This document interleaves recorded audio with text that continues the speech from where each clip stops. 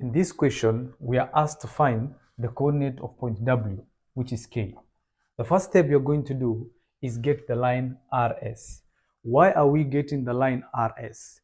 We are getting the line RS to get the line TW, the length of the line TW. It will open a door for us to solve this question. To find the length of the line RS, you notice that from here to here is 1, 2, 3, 4, 5, 6 units.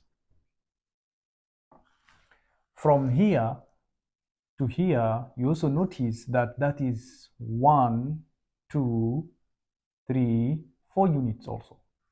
So the total length of the line RS is 6 plus 4, which is 10 units. 6 plus 4, which is 10 units. This means that also TW is 10 units, clearly given by the question. So we put here 10 units. The second step we are going to perform is draw an imaginary line from T, a broken line, let's call an imaginary line, up to -1.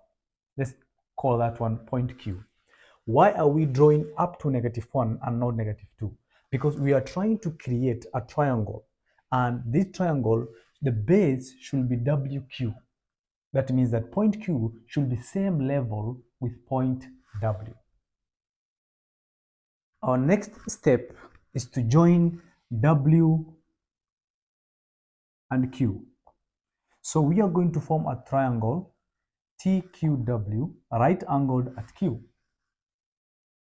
Now, we can be able to get the distance from T to Q because we know from x-axis to 5, those are 5 units. And from the x-axis to Q, that is 1 unit. So total will give us from T to Q 6 units. So we have got 10 units, 6 units. By using Pythagoras theorem, we can get Q and W. So Q squared, QW squared is equal to the hypotenuse squared, which is 10 squared, minus the height squared, 6 squared. This gives us QW squared is equal to 100 minus 36. QW equals to the square root of 64. Therefore, QW will be 8 units. So our 8 units is from here, from Q to W. Let's call that one 8. But the question is asking us to find K. Now, where is K? K is the horizontal displacement from the origin to a certain point here, W. Let's call that one to here. So it's K is from here to here. Let's call that one X. And from here to here is 1 unit, right? It's from the origin 0 to here, which is 1 unit. Now, if this is X and this is 1, 1 plus X is 8, then X will be 8 minus 1, therefore X is 7.